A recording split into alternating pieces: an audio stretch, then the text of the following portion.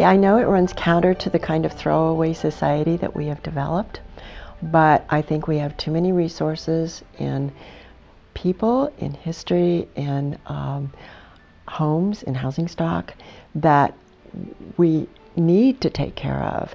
And a part of, we need to because we have neighborhoods that are viable until they start to decay and they're not getting services.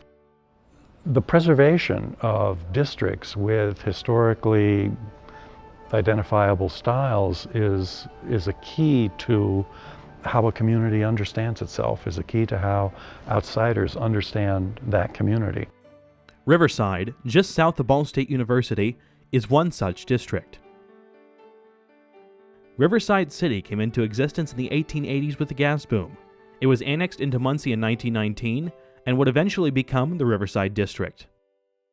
Riverside's one of our more modern historic districts.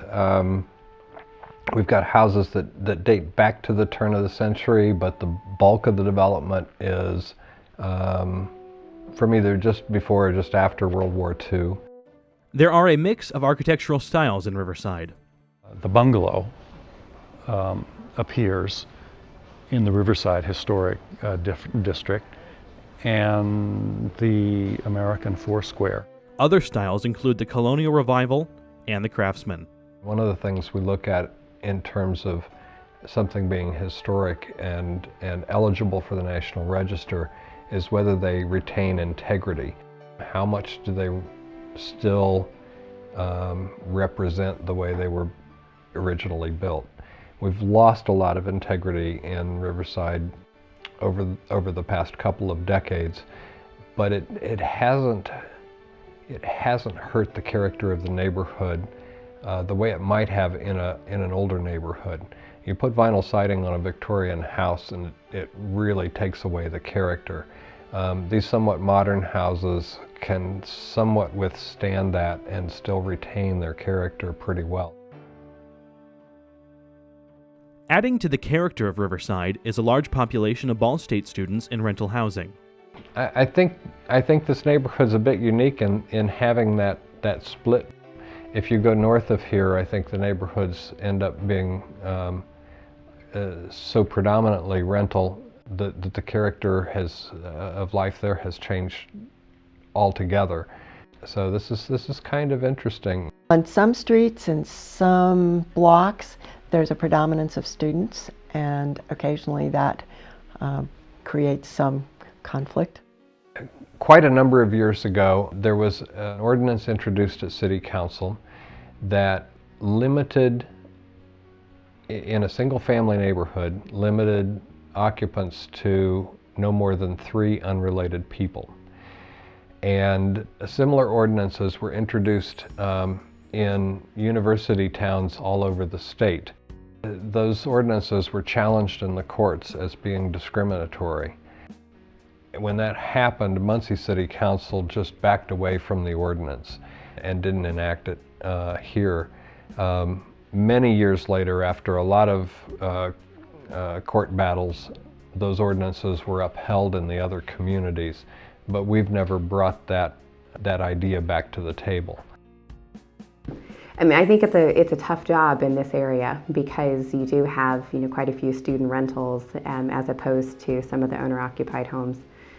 So I'm assuming that once the character has changed from ownership over to rental, that that same feel isn't there anymore because the owner wouldn't be quite as motivated to keep everything intact.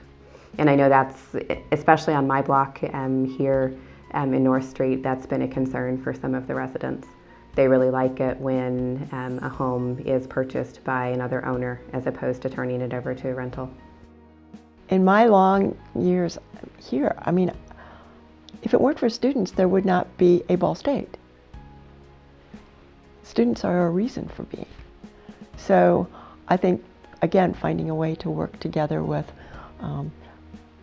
the students, the student groups in neighborhoods is a valuable experience for everybody. Riverside might be a wonderful candidate for local districting.